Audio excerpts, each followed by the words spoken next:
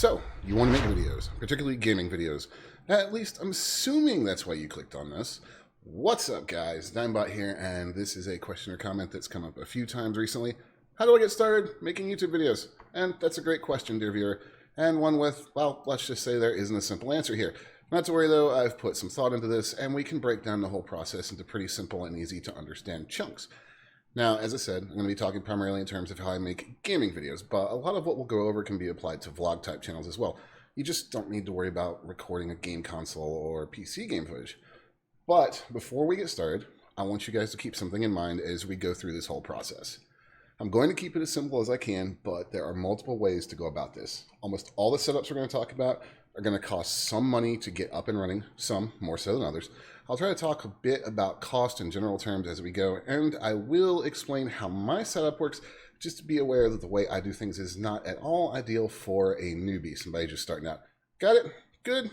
All right, time to jump in. So, at the most basic level, we need 4 things to make a YouTube video. 1, a way to capture gameplay. 2, a way to capture audio of our commentary.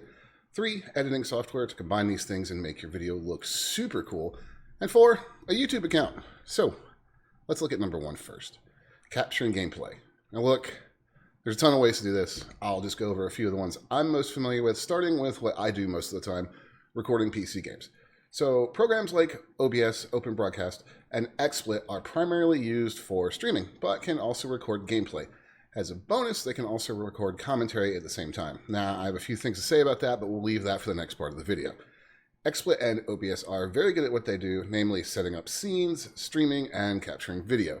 OBS is a much friendlier, more flexible program in my experience, and with the right quality settings, it can deliver some really nice video. It won't be lossless, but it can still look pretty darn good. Now, Fraps is also out there as an option, although as an upfront warning, Fraps will generate huge video files when you record with it, and I do mean huge.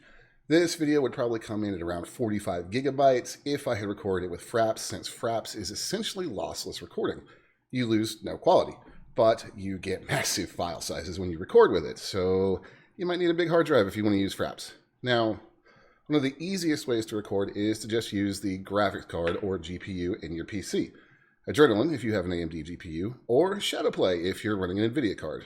While I haven't used Adrenaline because I run NVIDIA GPUs, I have hundreds of hours using Shadowplay, and it's dead simple.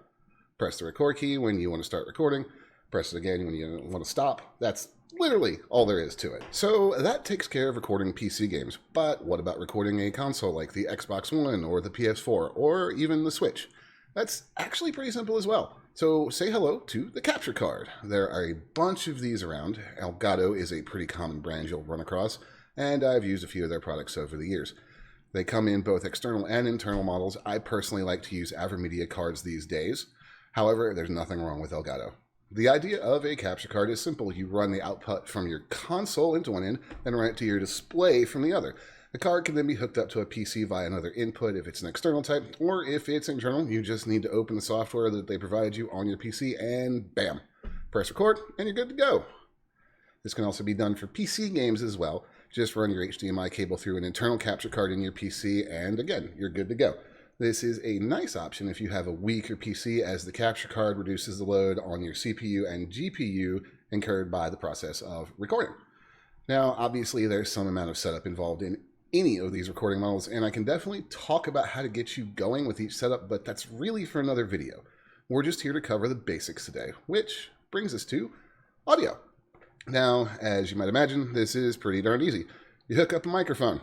So moving on to editing. No, I'm just kidding, guys. While this part of the equation is actually pretty simple, you still need to put some care into what kind of microphone you use. By and large, the old saying of you get what you pay for applies to microphones pretty accurately. However, you don't have to pay a ton to get great sounding audio. I used a Blue Snowball for years with excellent results. The best part? You can run down to your local Target and grab one for $49.99. Now, trust me, that's an excellent deal. If you want to go a little more high-end, but not super expensive, I can recommend the Blue Yeti. It'll set you back about $130, but it is a great mic. You can see it right here. I'm using it to record this, so you can hear for yourself how good it is. At the higher end of the spectrum is the mic used by my good buddy Mike Matrix over on Twitch, the Rode NT1A. He also recommends the Thomann t.bone SC400 as a good starter, so thank you, Mike. Other options include using a built-in microphone on a gaming headset. Just really be aware the quality on these things varies wildly. And guys, be careful about waving your hands around wildly and hitting your mic and screwing up the whole rest of the recording. Okay, well, we'll just do this over. Hey, the quality on headset mics varies wildly. Some of the folks you hear on my streams use the mic on the Arctis 7 headset. That sounds pretty good. At the other end of the spectrum, you have those little things that are attached to the standard Xbox or PS4 headsets. Please don't use those. Please. There is one accessory you might want to grab as well if you're serious about your audio. A pop shield. These serve two purposes. First, they stop the audio pop and spike in audio when you use plosives, things like the B and P sound, which cause a burst of air to hit the mic and create a very annoying loud bass sound. Pop shield will also force you to stay back a bit from your mic, which means you won't cause it to peak and distort if you get really, really excited or something. Now, obviously you can't have a pop shield on a headset mic, but that's what the foam on a lot of them is supposed to be for anyways. Now, to actually capture your audio, you can use a variety of methods. As I mentioned in the previous section, XSplit and OBS can capture both your game video and audio as well as your mic audio at the same time. OBS in particular is capable of setting up separate audio tracks. Now this is great since you can have it produce a recording with an audio track for your game and one for your voice, allowing easy adjustment of the sound levels while you edit. I'm not 100% sure if XSplit can do this, but as you may have noticed by now, I don't actually like XSplit. So my preferred way to capture audio is pretty straightforward. I use SoundForge to capture a direct feed from my microphone. Now, I happen to own a license to the suite of software SoundForge is a part of, but for everybody else, I'd recommend just using the excellent free program Audacity. It's easy to use, it can record in a variety of formats, and it's free.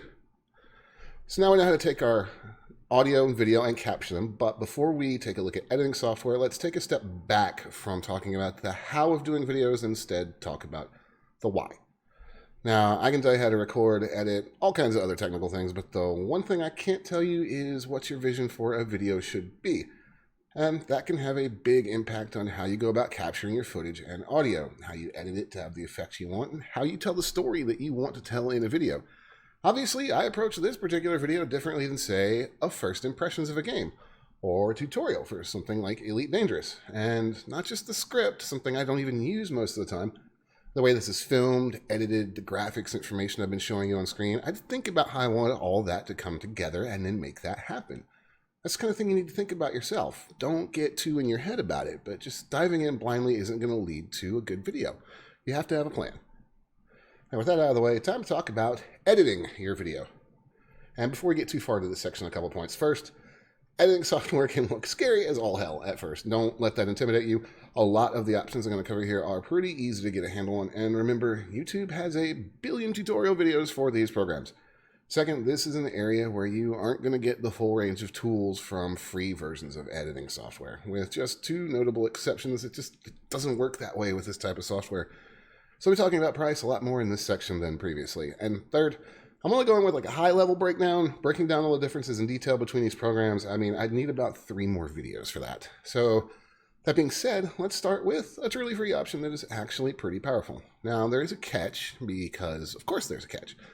The program in question is iMovie, and it's only available if you have an Apple device. It is a powerful program with great beginner-friendly options, and it's got a pretty similar layout to the much more powerful Final Cut Pro. It can handle multiple formats and output 4K video at 60 FPS, so iMovie is a pretty good place to start if you'll be editing using an Apple product. Now, staying in the family, Final Cut Pro. This is, again, an Apple exclusive. While it does have a 30-day free trial, once it's up, you'll need to shell out $299.99. Now, Final Cut Pro is an incredibly powerful piece of software that enables a massive level of creation. This is professional-grade software.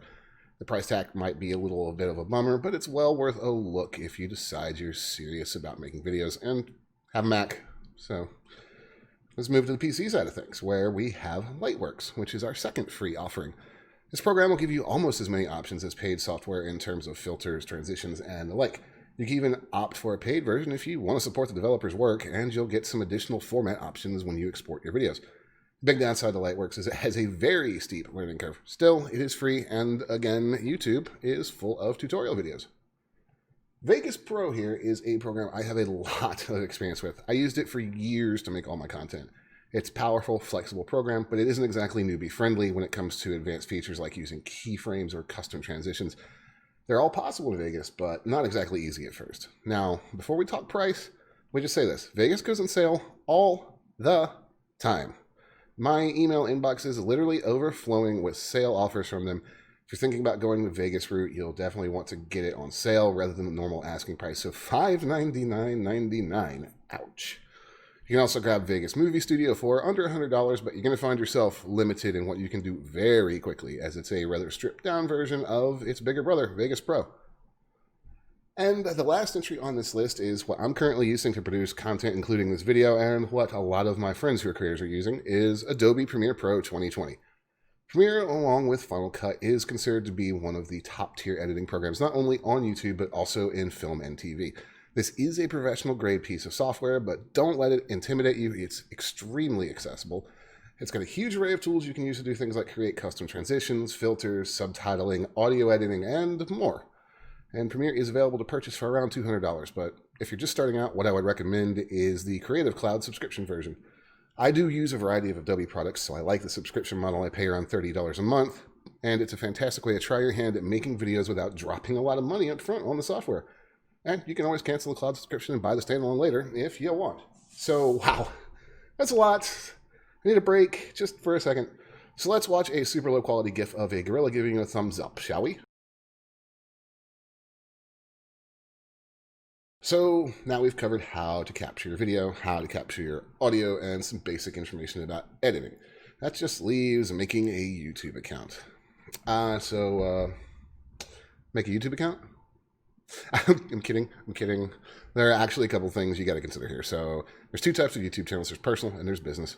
With a personal account, only you can manage it, while a business account can have multiple managers. And how you set it up, that's really up to you. Do you want to be in control, or do you want to have other people that can manage a channel with you? And that's it. We're at the end of this video, at least. The most basic of basics on what you need to get started making YouTube videos. Yes, I know you have questions. I have more videos planned, so put your questions in the comments below, and I'll do my best to whip up a shiny new video to answer them for you. Oh, and before we wrap up, I promise to show you how I go about creating videos and my setup, so here it is. Alright guys, so here we are. This is my gaming PC right here. This is the streaming PC right here. So, it will be a little hard to see, but we have HDMI cables that come from the streaming PC to the gaming PC and then to a monitor. And if we just walk right on around here, you'll see that I actually am working on the video right now. Yep, there it is, right there. See? There's me frozen in all my glory. And if you look right over here, this is what I see when I stream or when I record with OBS. It is capturing exactly what is on that monitor right there. My microphone is captured over there. Say hello, microphone. Yes, there you are. And that is how my setup works, guys. Video comes from one computer into the other, then to the monitor, and I record it. That's all there is to it. It's not as complicated as it sounds, but it takes a lot of tweaking to get set up, which is why I don't recommend it for newbies. Hope you enjoyed this little behind the scenes peek, and now back to the main video. And remember, like, subscribe, hit the bell icon, do all the YouTube things. No, seriously, it helps me out tons. It really, really does. Thank you for watching. I'm t.bone, and I'll see you next time.